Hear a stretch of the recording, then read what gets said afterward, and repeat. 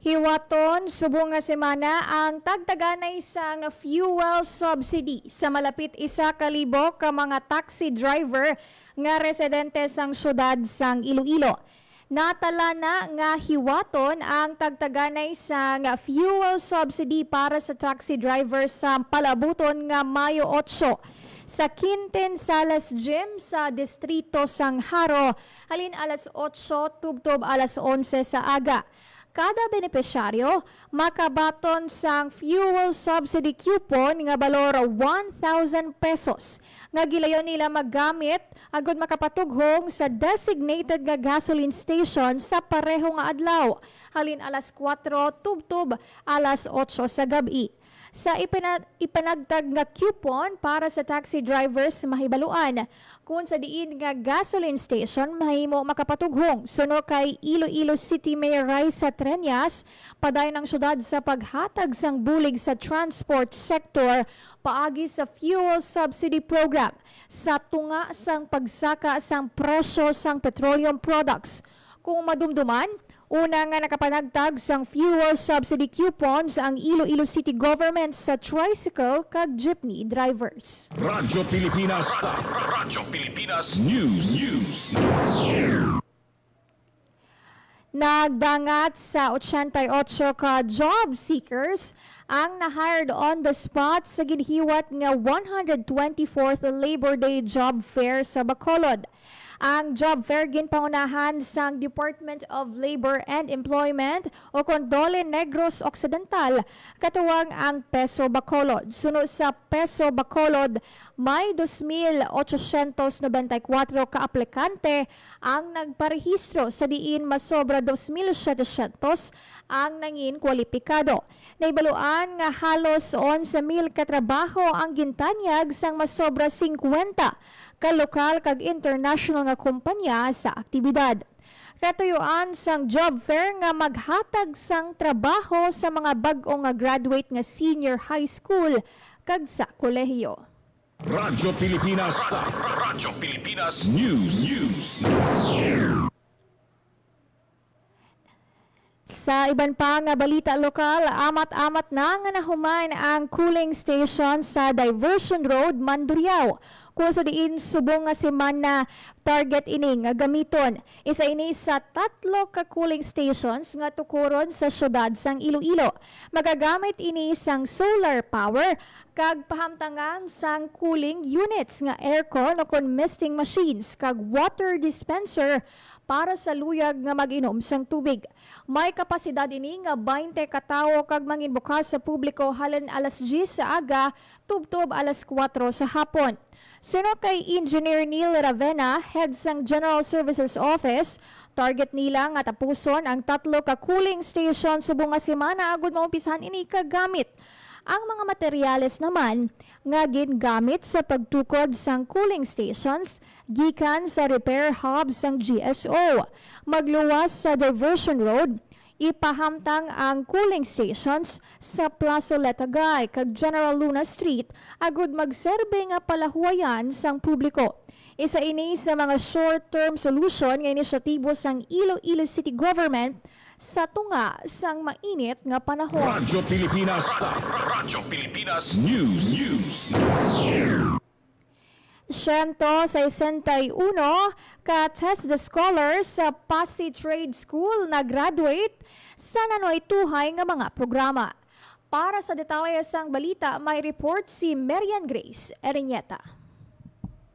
Radyo Pilipinas. Radyo Pilipinas. Report. Nag-graduate sa nanoy tuhay nga mga programa ang 161 ka TESDA scholars ang Pasig Trade School sining karon lang. Ang mga scholars beneficiaryo sang Special Training for Employment Program kon STEP kag Training for Work Scholarship Program kon TWSP. Nagtapos ang mga scholars sa Bread and Pastry Production NC2, Driving NC2 kag Early Childhood Care and Development Services NC3. Nagpanagtagman sang toolkits para sa mga graduates sang Bread and Pastry Production NC2 kag Driving NC2. Yara sa graduation ceremony si Director Esther Babalo, Acting Regional Director sang TESDA 6 nga nagpanguna sa conferment sang graduates kag nag-administer sang oath sang incoming Parents Teacher Association o PTA officers. Para sa Bagong Pilipinas, Marian Grace Areñata, Radyo Pilipinas, Radyo Publiko. Radyo Pilipinas. Radyo Pilipinas News. Ginbuksan na sang nagligad nga adlaw sang Webes ang buhang flyover sa distrito sang Haro. Ginpangunahan ni Congresswoman Jam Baronda, Iloilo City District Engineer Johnny Pura upod sa iban pang opisyal ang pagbukas sang gin-repair nga proyekto.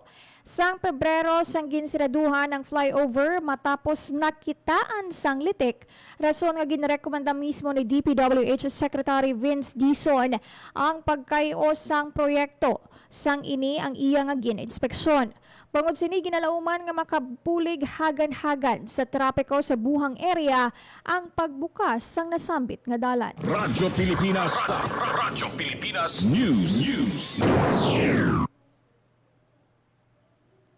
Sa masobra 5 ka dekada nga pag-alagad sa pumuluyo sang Western kag Central Visayas, nagapabilin nga komitido ang 3rd Infantry Division Philippine Army sa kampanya kontra insurhensya.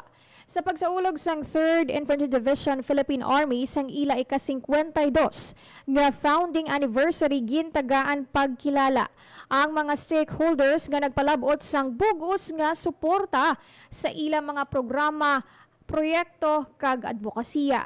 Ang paghatag sang pagkilala sa mga stakeholders ang ginpangunahan ng Lieutenant General Antonio Gustilo Nafarrete, Commanding General sang Philippine Army kag 3rd Infantry Division Commander Major General Michael Samson.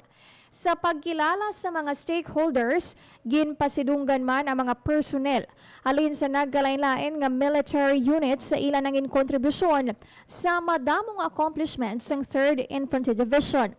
Highlights sang kahiwatan amo ang paghatag sang opisyal sang Military Merit Medal sa duha ka soldado sa duha ka separado nga engkwentro sa Banwa sang Calatrava kag Tuboso sa Negros Occidental.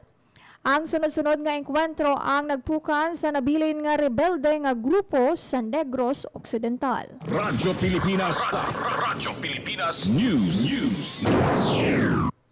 Nakabaton sang bulig pinansyal ang may 900 ka indigent persons with disabilities sa syudad gikan sa Iloilo City Government.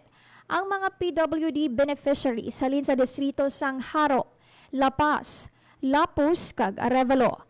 Kada isa sa ila nakabaton sang balor 1,000 pesos nga bulig pinansyal nga sarang nila magamit sa ilang nga bulong kag iban pa nga mga kinahanglanon. Target sang Iloilo City Government nga mahatagan sang bulig pinansyal ang may 2,000 ka PWD sa syudad. Sunod kay Iloilo City Mayor Raisa Treñas, target nila nga i-release naman ang subsidy para sa PWDs gikan naman sa distrito sang Molo, Mandurriao kag City proper sa Mayo. Para sa mga nagakinahanglan sang bulig nga PWDs, mahimo bisitahon ang Atipan Center sa 7th floor sang Iloilo City Hall. Radyo Pilipinas. Radyo Pilipinas News. OWA Region 6 nag-release ang 200,000 pesos nga balor sang livelihood assistance sa OFW Association sa Hinubaan, Negros Occidental. Nagapanumbalik sa report si Marian Grace Areñata. Radyo Pilipinas. Radyo Pilipinas. Report. Nag-release ang first tranche ang tulong pangkabuhayan sa pag-unlad ng samahang OFW sukon puso, balor 200,000 pesos ang Overseas Workers Welfare Administration o kon OWA Regional Office 6 sa Daog Overseas Filipino Workers Association gikan sa Purok 2, Barangay Daog, Hinubaan, Negros Occidental. Ang tulong puso isa ka flagship livelihood initiative sang OWA nga gindisenyo para maghatag suporta sa OFW organization sa pagtukod kag pagpabaskog sang income generating projects. Yara sa pag-turnover sang assistance sa OWA 6 Supervising Administrative Officer nga si Leia M. Aguirre, Overseas Workers Welfare Officer 3 nga si Ramon Albesa, kag Family Welfare Officer nga si Jeneline Oico. Para sa Bagong Pilipinas, Marian Grace Areñata, Radyo Pilipinas, Radyo Publiko, Iloilo. Radyo Pilipinas. Radyo Pilipinas News. Liwat nga nagbugas ang abo ang bulkang Kanlaon, 1:25 sang hapon sang Sabado, Mayo 2. Ang abo nga ginbugas ang bulkan naglabot sa 700 ka metro ang kataason halin sa baba sini. Nagapabiling pagyapon sa Alert Level 2 ang Kanlaon sa Negros. Radyo Pilipinas. Radyo Pilipinas News. 85 ka OFW nagbaton sang livelihood assistance gikan sa DMW kag OWA. Nagapanumbalik sa report si Marian Grace Ariñeta. Radyo Pilipinas. Radyo Pilipinas. Report. Nagbaton sang livelihood assistance ang 85 ka overseas Filipino worker kon OFW sa idayon sa mga programa sa Department of Migrant Workers o kon DMW6 kag Overseas Workers Welfare Administration o kon OWA Regional Welfare Office 6. Sa 85 nga benepisyaryo, 55 sa ila ang benepisyaryo sang Enhanced Livelihood Program for OFW's Reintegration o kon ELPOR sang DMW nga isa ka inisyatibo nga gindisenyo para buligan ang mga nagapauli nga mga OFW nga magtukod sang tayuyon nga mga lokal nga negosyo. Nagatanyag ang programa sang financial nga mga bulig, livelihood starter kits kag paghana sa pinansyal nga literasiya kag pagdumala sang negosyo. Samtang may 30 naman ka benepisyaryo ang nagbaton sang livelihood assistance gikan sa OWA. Giniwat ang pag-turnover kadungan sang Labor Day Job Fair sang Mayo 1. Para sa Bagong Pilipinas, Marian Grace Ariñeta, Radyo Pilipinas, Radyo Publiko. Radyo Pilipinas. Radyo Pilipinas News. Nagapabilin sa gihapon sa Alert Level 2 ang bulkang Kanlaon sa Negros. Inibangod sa padayon man nga aktibidad sang bulkan. Sandig sa bulletin nga ginpagwas sang DOST FIVOX sang Mayo 4 naglawid tubtob 38 minutos ang isa ka nabalhag nga pagbuga sang abo sang bulkan. Naglabot naman sa 21 ang volcanic earthquake sang Kanlaon, lakip na ang isa ka volcanic tremor. Ang sulfur dioxide flux sang bulkan sang Mayo 3 yara sa 2,852 ka tonelada. Radyo Pilipinas. Radyo Pilipinas News. Nadakpan sang kapulisan ang top 4 most wanted person sa Antique sa Barangay San Miguel, La Carlota, Negros Occidental. Ang suspect ginkilala nga si alias Arce, 31 anyos kag residente sang Valderrama, Antique. 2 ka counts of rape kag 2 ka counts of statutory rape ang mga kaso nga ginapangatubang sang suspect. Gintingob nga puwersa sang Valderrama Municipal Police Station, Regional Intelligence Unit 6, Bacolod City Police Office, Police Station 9 kag Provincial Intelligence Unit sang Antique Police Provincial Office ang nagpatigayon sang operasyon. Sa pagkaaresto sang wanted person, nagapabilin nga prioridad sang Police Regional Office 6 nga maaresto ang mga may salabton sa lahi. Radyo Pilipinas. Radyo Pilipinas News.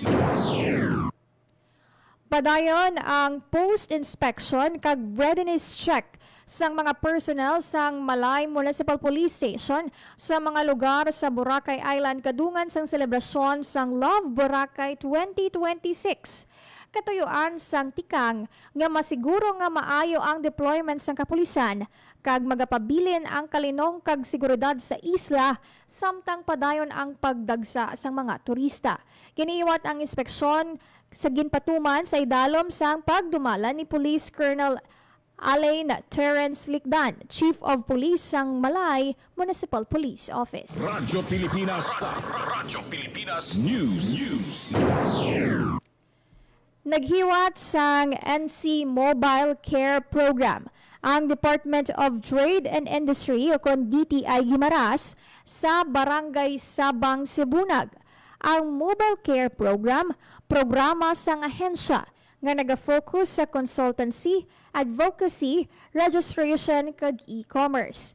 Sa idalom sang NC Mobile Care, ginadulong sang DTI Guimaras ang mga programa kag serbisyo sini direkta sa mga komunidad.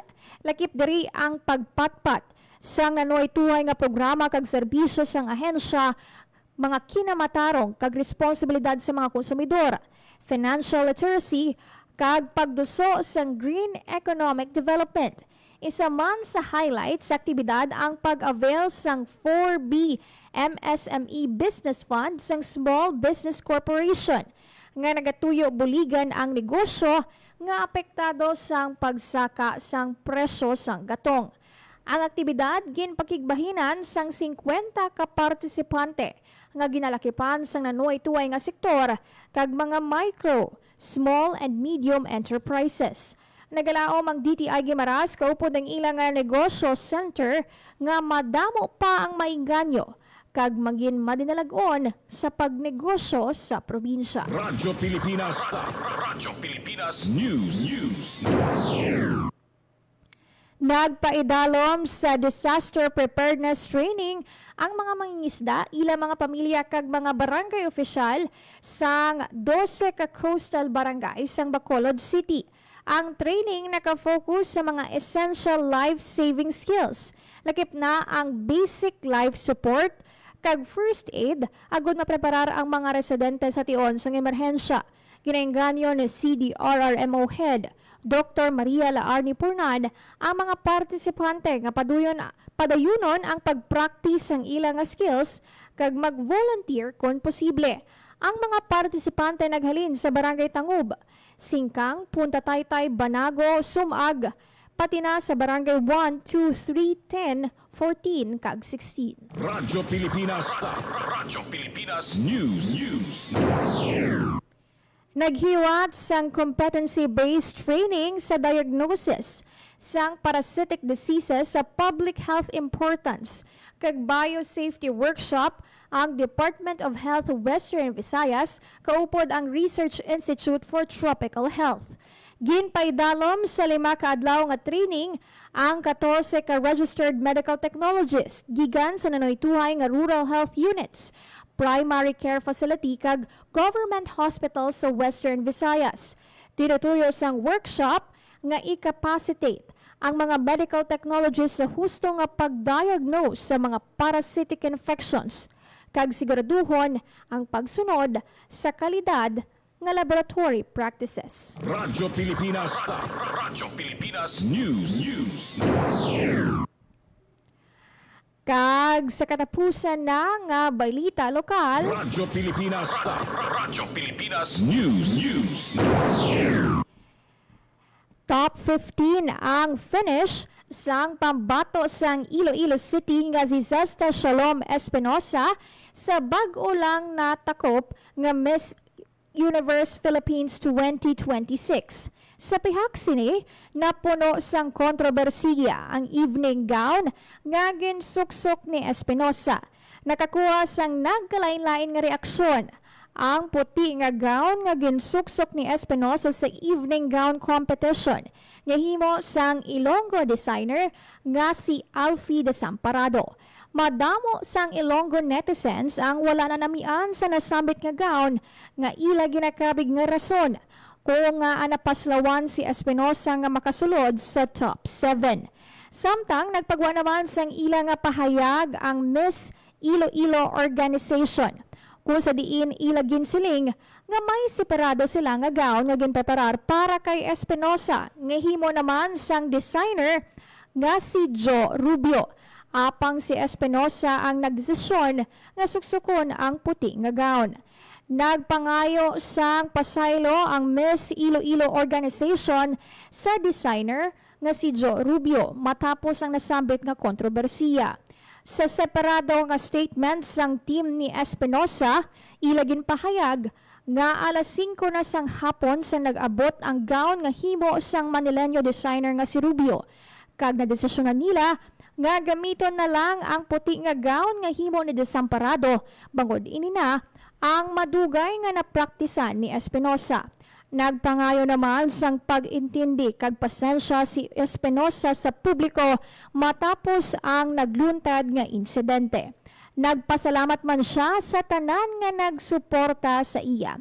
Ang coronation night sang Miss Universe Philippines 2026 ginhiwat sa SM MOA sa Pasay sang Mayo 2. Kung sa diin halin sa 50 ka mga kandidata, ginanunsyo ang top 30.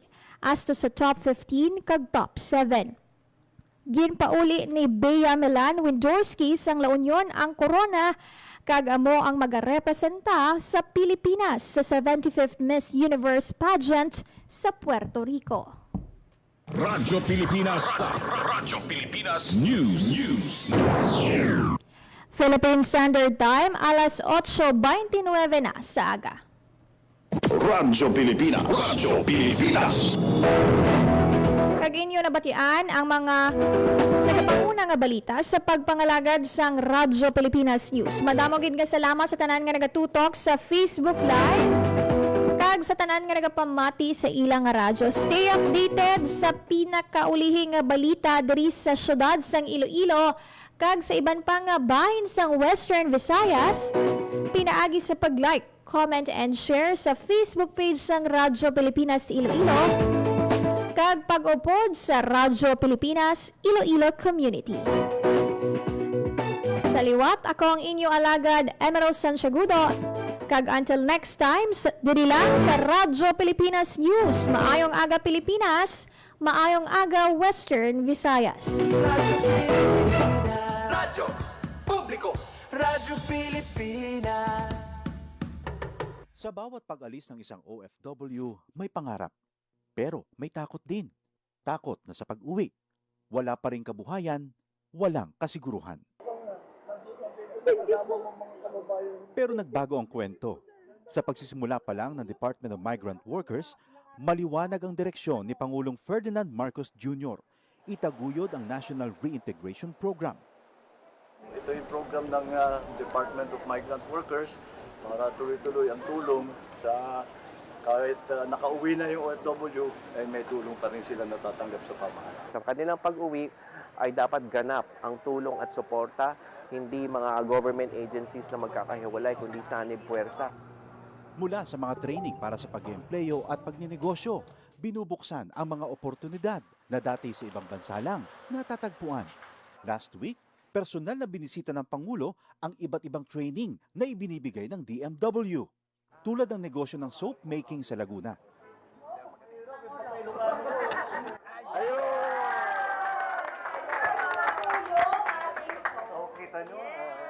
Isa ito sa mga negosyong ngayoy nagbibigay ng bagong kita at bagong pag-asa sa ating mga OFW. Isang dating seaman, chef at housekeeping staff. Ngayon, mga negosyante na. Sa pagninegosyo, gumagabay ang Department of Trade and Industry. Ang laki ng ginawa nilang sakripisyo para magtrabaho sa ibang bansa. Tinatawag natin silang bagong bayani. Tapos dapat naman, pag uwi nila, meron din tayo may tulong sa kanila para patuloy naman ang kanilang anak. Sa buong bansa, tuloy-tuloy ang trabaho. Isa-isang inaayos sa mga bagay na nagpapagaan sa buhay ng mga Pilipino. Ang pag-uwi para sa mga OFW, hindi nakatapusan, kundi isang matapang na simula para sa ating mga bagong bayani.